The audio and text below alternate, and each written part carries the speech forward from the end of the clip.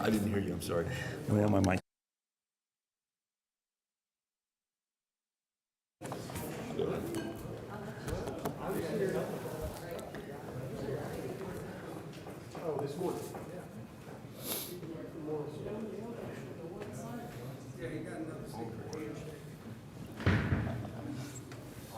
Sorry, Chris, I didn't mean to shut you out. Good afternoon, it's 2 o'clock, and I would like to call to order the December 16th meeting of the Oklahoma City Water Utilities Trust. Next item on the agenda is the approval of the minutes of the December 2nd meeting. The minutes are in your packet. Questions, comments regarding the minutes? Is there a motion for approval?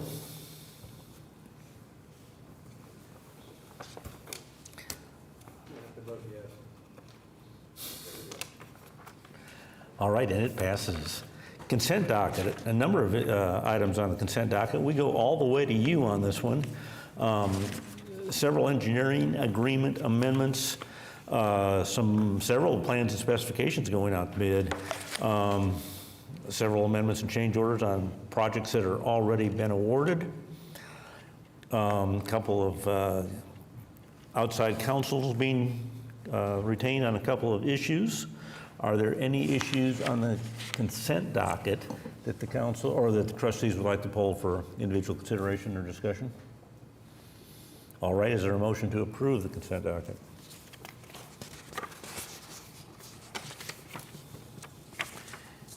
And it passes.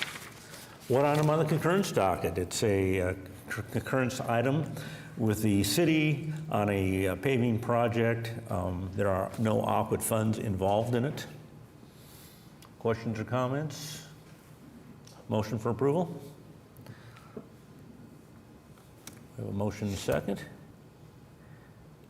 And it's approved. There are no emergency construction items today.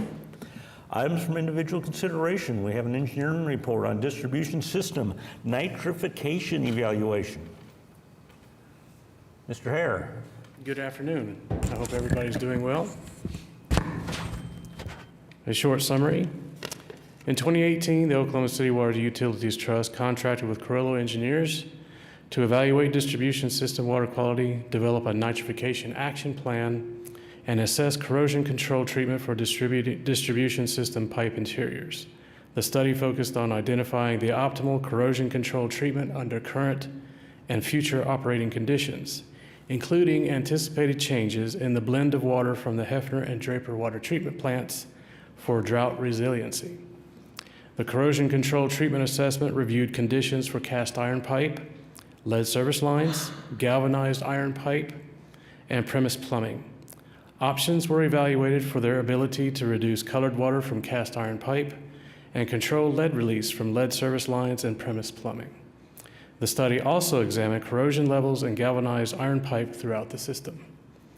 Using the collected data, a final corrosion control treatment recommendation was developed.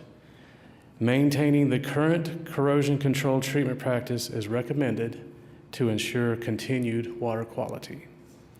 A technical review committee, including experts from OSU Tulsa and Virginia Tech, the U.S. EPA's Office of Research and Development, and ODEQ provided input at each major milestone. This was a department-wide effort including line maintenance, water quality, and engineering divisions for sampling, pipe harvesting, and data gathering.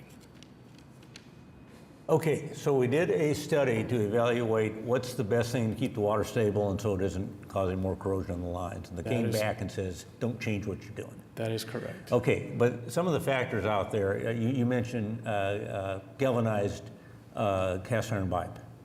There isn't much of that in the system, is there? It was very hard to find. Okay. Extremely hard to find.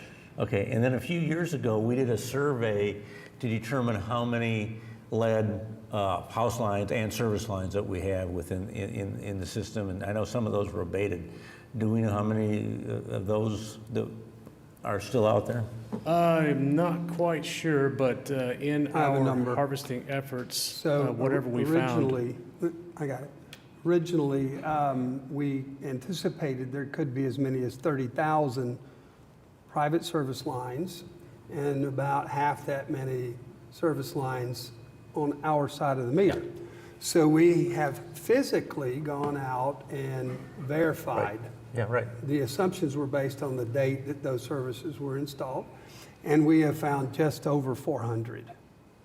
And so the EPA says, okay, you have so many years to replace those lines, and because we have so few, we're going to do it in the next couple of years. You'll see an item coming before you to approve that contract where we just go ahead and replace them all in a short period of time rather than taking the 10 years allowed by EPA. I'm doing calculations in my head. That's between 0.1 and 0.2% of our Very, very small of our percentage, service yes. lines. Yes. Okay. And it could have been as bad as a $100 million project based on dates of installation, but now it's just a very small number that we need to deal with. All right. Any questions for Mr. Hare or Mr. Browning on this item? Seeing none, is there a motion to approve the engineering report, item 6A? Thank you, Larry.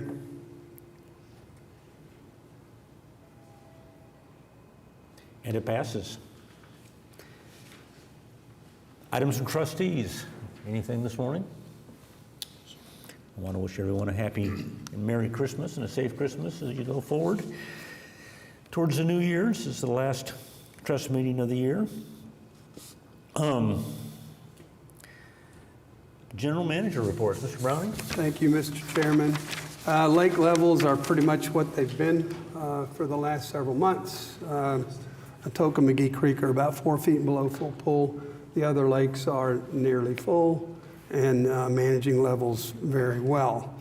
So really nothing new to report in that regard. I would like to thank the team for a job well done again, as usual. We appreciate all your help in putting the agenda together. And then also I would like to wish everybody a happy holiday season and a safe holiday season. That's all I have, Mr. Chairman. Thank you, Mr. Browning. There are no citizens signed up to speak this afternoon. No further business, therefore we are adjourned.